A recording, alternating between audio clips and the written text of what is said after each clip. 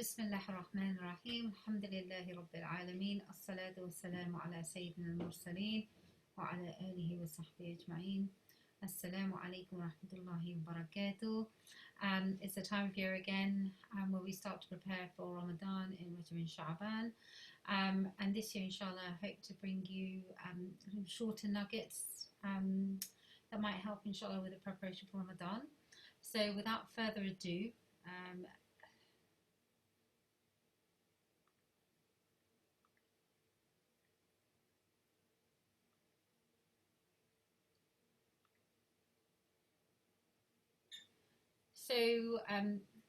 today's presentation is about how to use positive thinking to change your life. Now, you might be thinking, well, what's that got to do with Ramadan? I think that comes down to understanding what positive thinking really is. On the authority of Abu Hurairah radiallahu anh, the Prophet ﷺ said, Allah SWT said, I am as my servant thinks I am. I am with him when he makes mention of me. If he makes mention of me to himself, I make mention of him to myself. And if he makes mention of me in an assembly, I make mention of him in an assembly better than it. And if he draws near to me an arm's length, I draw near to him a cubit. And if he draws near to me a cubit, I draw near to him a fathom. And if he comes to me walking, I go to him at speed. Now, this is a very famous hadith Qudsi. And I think this is a very poignant hadith because it underpins positive thinking. And I'm going to explain how. So there are three key themes that come out of this hadith. One is of gratitude. The other is optimism and husn al-dhan, which is having a good opinion of Allah SWT and his servants, so of other people, and reframing. And these three elements constitute positive thinking. So in that first hadith, what we're seeing is that we are having a good opinion of Allah SWT. And that's allowing us to reframe how we think. Rather than thinking in terms of fear, we're thinking in terms of hope. We have optimism, and with that comes gratitude. So what is gratitude? So the definition of gratitude is the quality of being thankful, readiness to show appreciation for and to return kindness. How does this manifest in itself or in our actions? Well, the most obvious is the verbal manifestation, which is through dhikr, remembrance of Allah subhanahu wa ta'ala, praising him, thanking other people for any favours that come our way, using the skills that Allah subhanahu wa ta'ala has given us in his service. So if you have a particular skill set, you know, that you use it to help other people perhaps, or use it to serve the deen, and through kindness and serving his creation. So every act of kindness is the manifestation of gratitude to Allah subhanahu wa ta'ala. And in Surah Ibrahim, Allah subhanahu wa ta'ala says, and remember when your Lord proclaimed, if you are grateful, I will certainly give you more. I think this is a very powerful ayah. It tells us that if we express our gratitude to Allah subhanahu wa ta'ala, whether that's verbally, practically, or through his creation, he will increase us or give us more. But increase us in what? That is the question. He has left that subhanahu wa ta'ala open-ended. So the knowledge of it is with him. However, it opens up our mind to many possibilities. Is it an increase in the same thing? Is it an increase in good deeds? Is it an increase in something in the next life? Is it a growth or increase in material blessings in this life? Is it something in terms of improving relationships when we show kindness? We don't know. It could be all of these things. And in Surah Baqarah, Allah subhanahu wa ta'ala says, the example of those who spend in the way of Allah subhanahu wa ta'ala is just like that of a grain that produced 7 ears of corn, each ear having 100 grains, and Allah subhanahu wa ta'ala multiplies the reward for whom he wills. Allah subhanahu wa ta'ala is all-embracing, all-knowing. So that is an exponential growth. So when we spend, whether it's of our time, of our wealth, of our qualities in his way, as a manifestation of gratitude, Allah subhanahu wa ta'ala returns that many, many fold. And where that provision comes from, we can't even imagine. But this is something else that might not have been on your radar. Gratitude can also lead to growing your brain. So it can literally structurally lead to an increase in your brain size. So gratitude grows your brain. What you see in this image here is that these areas here are the prefrontal cortex, which is where you do a lot of your rational thinking, reflection, decision making. So it's the rational part of the brain. Now you can see on this side that this area is lighting up a lot more than on the opposite side. And this is a grateful section through a grateful brain. So it increases neural activity in this prefrontal cortex, boosting learning and decision making. It also increases happy hormones, serotonin and dopamine, that are involved in the reward system and regulation of mood, and leads to lasting structural changes in the brain. Now you can say, well, that might all be coincidental, but what happens when we complain, when we're not grateful to Allah SWT? When we complain, we literally shrink our brains. So we see a reduction in the size of the hippocampus, which is where we consolidate things like memory, problem solving and intelligent thought. And this is literally through stripping away of neurons, which are cells in the brain. So if you want to grow your intelligence, grow your brain, possibly even reverse elements of aging, then the key way is through gratitude. Now, what's this got to do with Ramadan? So the Prophet ﷺ used to stand in prayer until both his feet swelled. He was asked why he offered such an unbearable prayer, and he said, "Should I not be a thankful slave?" And this is in Bukhari. So I think this brings it together. So, Ramadan is the month of extra worship. It's a month we'll be standing, inshallah, in night prayer. And we should be standing out of gratitude, for this was the example of the Prophet ﷺ. But what we should know is that actually this gratitude that we express to Allah SWT is closely entwined with our connectivity with Allah SWT, and is part of mastering Ramadan. And we will see, inshallah, the rewards in this life and the next life. Okay, the next element I mentioned of positive thinking is optimism. This is also known as positive expectancy, and in the case of the believer, it's having good expectations of Allah SWT. When we make dua, he is as his servant thinks of him. So the famous psychologist and Holocaust survivor Viktor Frankl, he said, everything can be taken from a man but one thing, the last of human freedoms, to choose one's attitude in any given set of circumstances, to choose one's own way. So really, life can be whatever it is, but it's how we respond to it, what attitude we carry, what thoughts we're thinking that shape our lives. And actually they found something very interesting in the Holocaust survivors, that those who had hope, had something called positive expectancy, had plans for what they would do after they came out, were much more likely to survive the camps than those who were wired in a negative way. A 2019 study found that positive thinking can result in up to a 15% longer lifespan and a stronger likelihood of living to age 85 or older. The effect remained even after other factors such as age, gender, income, depression, and health status were controlled. So subhanAllah, it is absolutely amazing. And the added benefit of Ramadan is that it's not just the structural changes that come with a gratitude practice and with optimism, but also intermittent fasting can reverse some of the inflammation in the brain. So you have a combination of the siyam and the husn al-dhan and the shukr. All these things are coming to really give us a survival benefit in this life and the next life. And we should always remember that Quran and the Sunnah are a message of hope for us. And the Prophet ﷺ was al-Bashir, the bringer of glad tidings, and he would reward those sallallahu alaihi wasallam who would bring good news to him. There's this beautiful dua of Salama who said, "Oh Allah, protect me in this calamity that has befallen me and replace it with something better. Allahumma ajirni fi musibati wa akhlif li khayran minha." And this is a fantastic example of optimism, because she lost her husband and Allah SWT replaced her husband with the Prophet ﷺ when she thought that she would not find a better man to marry. So we should always have hope and a good expectation of Allah SWT and a good opinion of his servants. And I'm not going to go through this slide, but really I just wanted to give you some examples of positive affirmations in the Quran to build our hope and build our optimism. So Allah SWT is enough for me, Allah wants good for me, Allah wants to lighten my load, Allah SWT is with me wherever I am, Allah SWT sent me words of healing, gave me worth, provides for me, hears my call, loves and cares for me, Allah is enough for me, Allah wants to accept my repentance. Allah SWT counts my every effort. Allah SWT wants to turn to me, and Allah SWT gave me purpose. Lots and lots of beautiful affirmations here, and there are many here that aren't even listed. And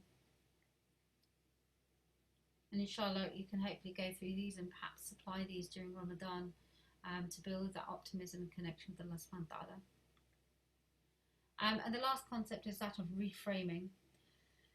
And I'm going to explain what reframing is. So we have positive thoughts, which comprise gratitude and optimism. And we have the concept of reframing, which is a process of dealing with negative thoughts.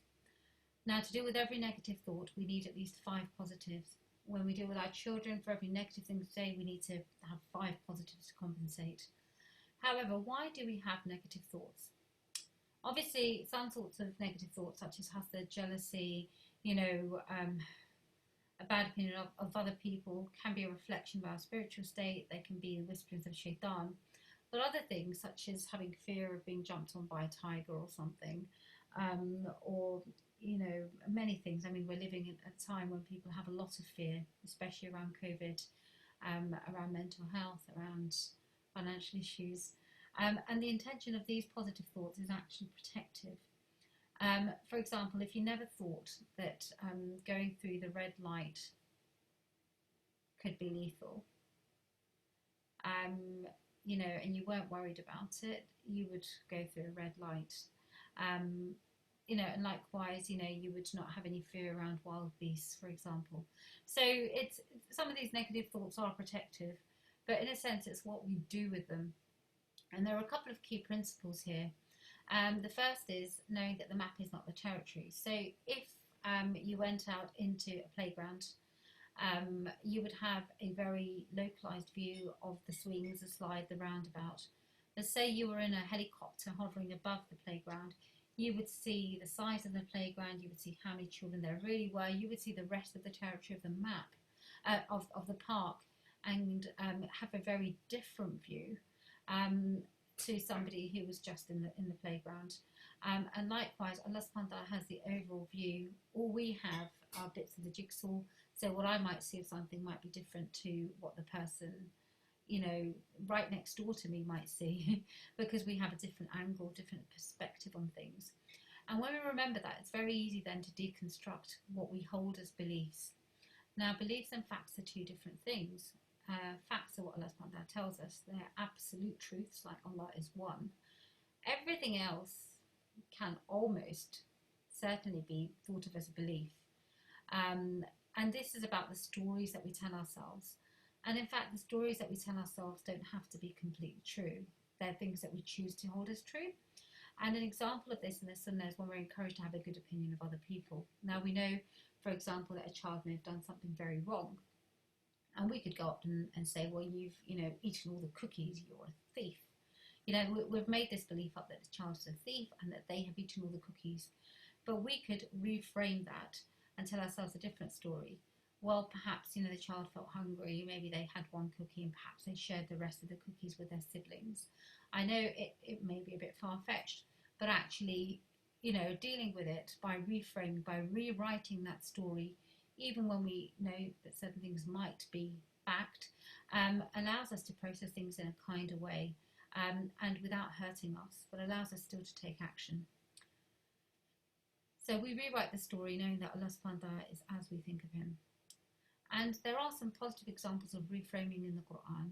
For example, Allah SWT says in Surah Baqarah, perhaps you hate a thing and it is good for you, and perhaps you love a thing and it is bad for you, and Allah SWT knows while you know not. And again, Ibn al-Qayyim al-Jawziyah rahimahullah said, had Allah SWT lifted the veil for his slave and shown him how he handles his affairs for him, and how Allah SWT is more keen for the benefit of the slave than his own self, his heart would have melted out of the love for Allah and would have been torn to pieces out of thankfulness to Allah. And also that Allah SWT does not want to place you in difficulty, but he wants to purify you and to complete his favour on you, that you may be thankful. Now, this is in the verses of wudu. It's very easy to think that actually when we're making wudu, it's a hardship, it's cold, it's, very cumbersome. But Allah SWT is telling us, look, I don't want to cause you any burden. what I actually want is for you is purification. I want to complete my favour on you. I want you to be in a position of gratitude. And he tells us elsewhere that he loves those people who are repentant and who purify themselves. And here is the second part of reframing, and this is quite interesting. So Ali radiallahu anhu said, your sickness is from you, but you do not perceive it, and your remedy is within you, but you do not sense it. You presume you are a small entity, but within you is enfolded the entire universe. Now, I think this quote is absolutely fascinating, and this is for a few reasons. The first is that, the source of our sickness is often, it's from us, how we choose to think. The locus of control, responsibility, the onus is on us. However, we often lose sight of it, and sometimes it takes a good friend or a teacher or a moment of reflection to realise, to be mindful and take account of our thoughts, whether it's through a process of muhasabah, muraqabah, watching over ourselves. The remedy is within ourselves, so we can choose to become mindful of our thoughts and actually reframe them.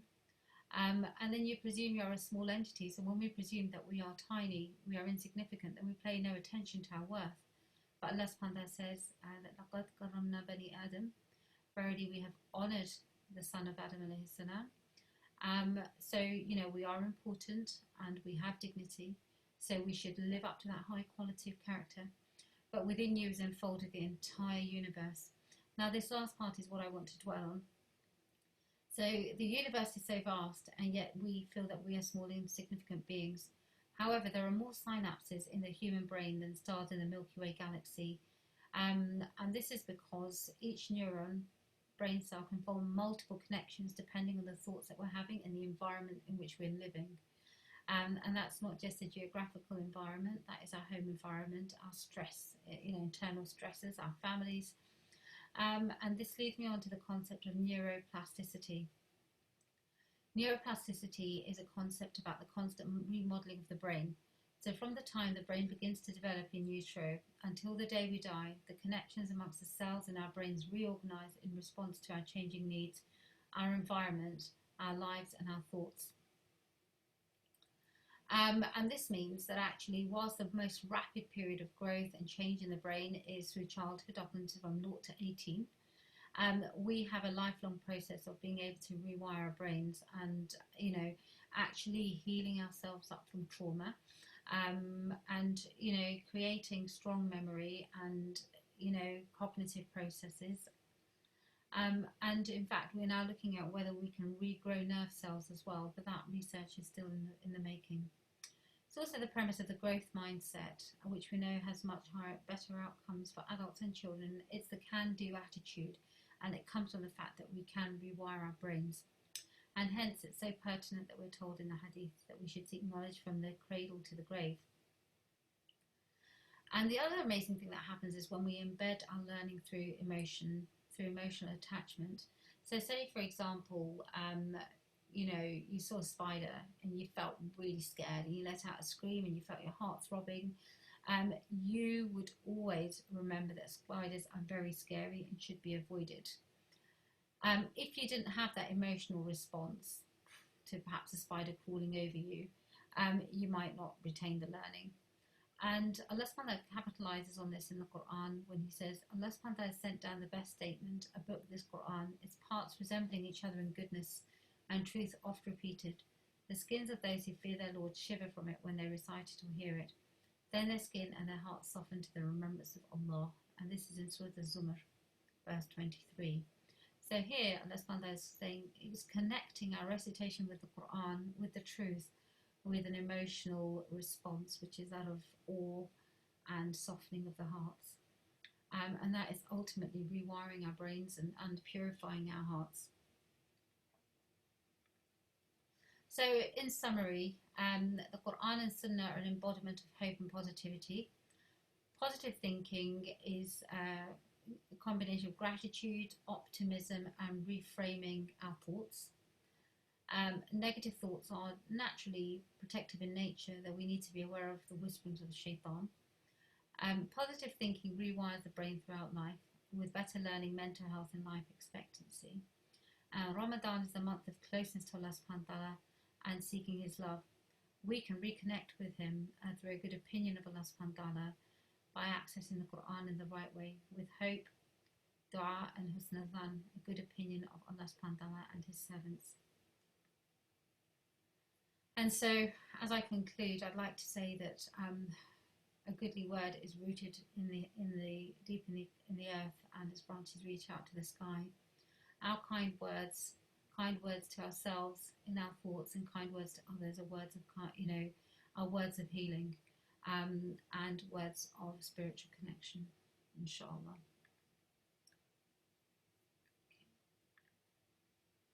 Okay, so Jazakumullahu khairan. I hope inshallah that was of benefit, and take care. Assalamu alaikum.